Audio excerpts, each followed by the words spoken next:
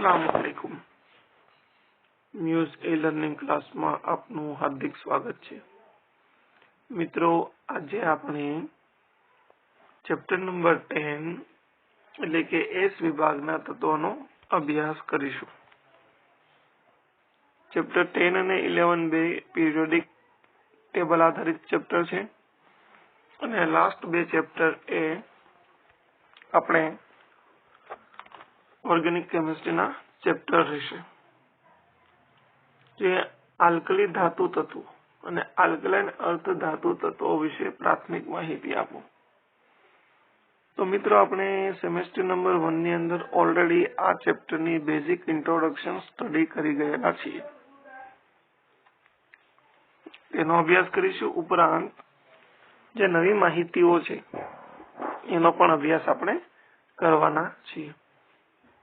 જોઈએ કે એસ વિભાગના તત્વોની અંદર સૌથી બહારની કક્ષકમાં ઇલેક્ટ્રોન એટલે કે એસ કક્ષકમાં દાખલ થાય છે, બે જ ઇલેક્ટ્રોન ધરાવે છે, માટે એસ વિભાગને બે સમૂહો આવેલા છે।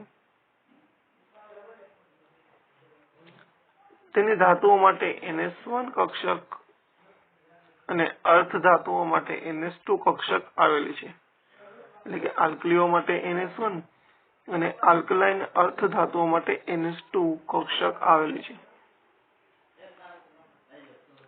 સમૂહ 1 ની અંદર જોઈએ તો લિથિયમ, સોડિયમ, પોટેશિયમ, રૂબિડિયમ અને સીઝિયમ અને ફ્રાન્સિયમ જેવા તત્વો આવેલા હોય છે, જે મુખ્યત્વે ધાતુ તરીકે ઓળખાય છે। તે સ્વભાવમાં પ્રબળ આલ્કલાઇન એટલે કે બેઝિક હોય છે, પાણી સાથે પ્રક્રિયા કરી અને હાઇડ્રોક્સાઇડ બનાવે છે। જ્યારે સમૂહ 2 ના તત્વોની વાત કરીએ તો બેરિલિયમ, મેગ્નેશિયમ, કેલ્શિયમ, સ્ટ્રોન્શિયમ, બેરિયમ અને રેડિયમ જેવા તત્વો આવેલા છે। દરેક તત્વો આલ્કલાઇન અર્ધ ધાતુઓ તરીકે ઓળખાય છે। તેમના ઓક્સાઇડ અને હાઇડ્રોક્સાઇડ એ સ્વભાવે આલ્કલાઇન હોય, પરંતુ બેરિલિયમ એ આલ્કલાઇન હોતો નથી, તે તેનો અપવાદ છે। પ્રચુરતા વિશે આપણે જોઈએ એટલે કે પ્રમાણ પૃથ્વીની અંદર આલ્કલી ધાતુની જો વાત કરીએ તો સોડિયમ અને પોટેશિયમ એ ખૂબ જ વધુ પ્રમાણમાં મળી આવે છે, જ્યારે લિથિયમ, રૂબિડિયમ અને સીઝિયમ એ ઓછા પ્રમાણમાં પ્રાપ્ય છે। ઉપરાંત ફ્રાન્સિયમ એ રેડિયો સક્રિય ધાતુ તત્વો છે અને તેનો 223 ફ્રાન્સિયમ સમસ્થાનિક 21 મિનિટનો અર્ધ આયુષ્ય સમય ધરાવે છે। કેલ્શિયમ અને મેગ્નેશિયમની વિપુલતાનો ક્રમ આપણે જોઈએ તો 5મા નંબરે આવે છે, જ્યારે સ્ટ્રોન્શિયમ અને બેરિયમ એ ઓછા પ્રમાણમાં પ્રાપ્ય છે। બેરિલિયમ એ વિરલ એટલે કે ખૂબ જ ઓછું પ્રાપ્ય હોય તેવું તત્વ છે। રેડિયમ તેનાથી પણ ઓછું અતિ વિરલ છે અને અગ્નિકૃત ખડકોની અંદર 10⁻10% જેટલું ઓછા પ્રમાણમાં મળી આવે છે। બંને સમૂહના ગુણધર્મની આપણે વાત કરીએ અને અમુક બાબતમાં બંને સમૂહના તત્વો એકબીજાથી અલગ પડે છે, જેને વિકર્ણ સંબંધ તરીકે ઓળખવામાં આવે છે, તેની પર ટૂંકમાં ચર્ચા કરીએ। સમૂહ 1 નું પ્રથમ તત્વ એટલે કે લિથિયમ અને 2 નું પ્રથમ તત્વ એટલે બેરિલિયમ તે કેટલાક ગુણધર્મની બાબતમાં એકબીજાથી અલગ પડતા હોય, અને ખાસ જોઈએ તો લિથિયમ પછીનું બીજું તત્વ જોઈએ અથવા લિથિયમ બીજા સમૂહના બીજા તત્વ એટલે કે આના સાથે સમાન ગુણધર્મ ધરાવતા હોય, પરંતુ તેના એક જ સમૂહના તત્વો સાથે વિરુદ્ધના ગુણધર્મ ધરાવતા હોય। આ જે સંબંધ છે તેને વિકર્ણ સંબંધ તરીકે ઓળખવામાં આવે।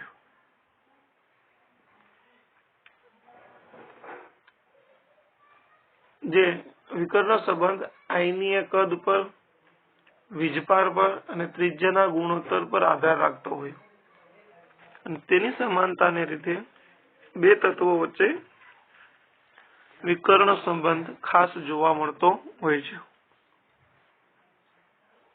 મિત્રો, સોડિયમ અને પોટેશિયમના આયનો એ દ્વિસંયોજક, જ્યારે મેગ્નેશિયમ કેલ્શિયમ એ જૈવિક દ્રાવ્યમાં ખૂબ જ પ્રમાણમાં ઓછા પ્રમાણમાં જોવા મળે છે અને આપણા કેટલાક અગત્યના જૈવિક કાર્યો જેમ કે આયરનનું સમતોલન અને જ્ઞાનતંતુનું વહન એ દર્શાવે છે.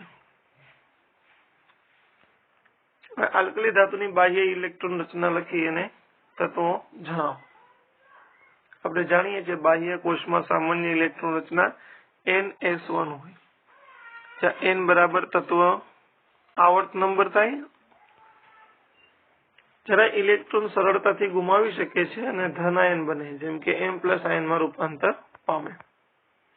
લિથિયમ પરમાણુ ક્રમાંક 3 છે, 1s2 sodium 11 number 1s2 2p6 3s1, potassium 4s1, rubidium 5s1, caesium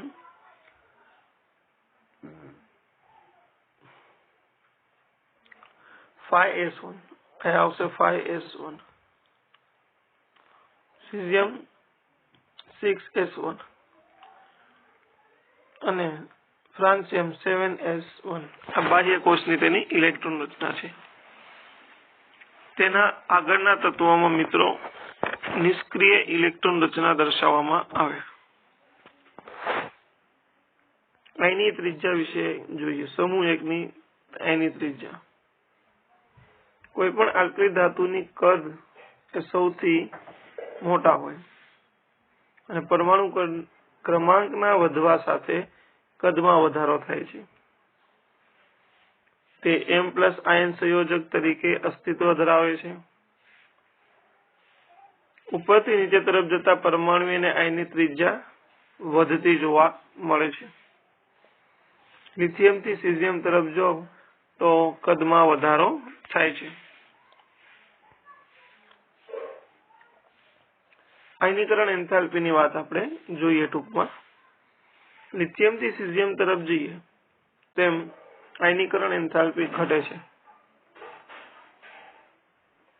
પરંતુ જલીયકરણ એન્થાલ્પીનું મૂલ્ય કદના વધારા સાથે પણ ઘટે, એટલે કે લિથિયમ થી સીઝિયમ તરફે ઘટતું જોવા મળે.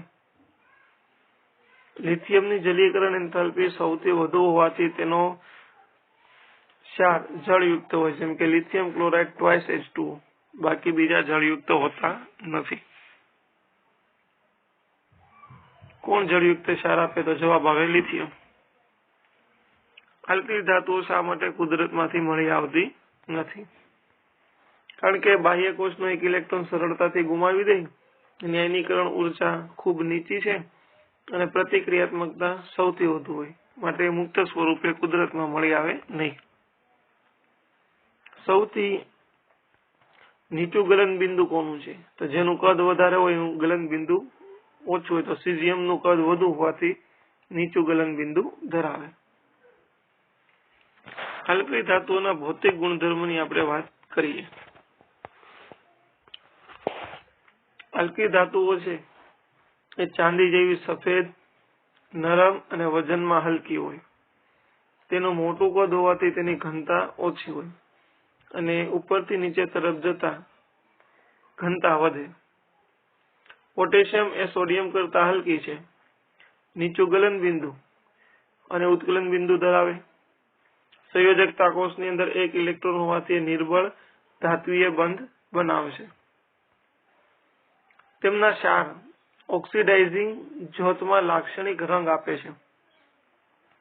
આ MCQ માટે JEE અને નીટ માટે ખાસ યાદ રાખવાનું છે રંગ. જ્યારે જ્યોતને ગરમી આપી બાહ્ય કોષના ઇલેક્ટ્રોનને આપણે ઊંચા ઉર્જા સ્તરમાં લઈ જવામાં આવે ત્યારે આ અસર જોવા મળે. જેમ કે લિથિયમ છે એ કિરમજી લાલ રંગ આપે 670 નેનોમીટરે. સોડિયમ પીળો 589 નેનોમીટરે, પોટેશિયમ જાંબલી 786 નેનોમીટરે, રૂબિડિયમ લાલ જાંબલી 780 અને સીઝિયમ એ વાદળી 455 નેનોમીટરે આપે છે.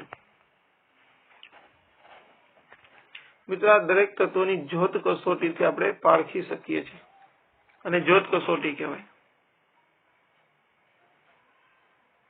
અથવા પ્રકાશ મિતિ અથવા પરમાણુય અધિશોષણનો ઉપયોગ કરીને જ્યોત કસોટી કરવામાં આવે છે. સીઝિયમ અને પોટેશિયમનો ઉપયોગ વિદ્યુત કોષમાં વિદ્યુત ધ્રુવ તરીકે આપણે કરીએ છીએ અને જ્યારે પ્રકાશ તેના ઉપર આપાત કરવામાં આવે ત્યારે તે પ્રકાશનું શોષણ કરી ઇલેક્ટ્રોન ગુમાવવાનો ગુણધર્મ ધરાવે છે. તો મિત્રો, આજના લેક્ચરમાં આટલું. નેક્સ્ટ આપણે રાસાયણિક ગુણધર્મોનો અભ્યાસ કરીશું.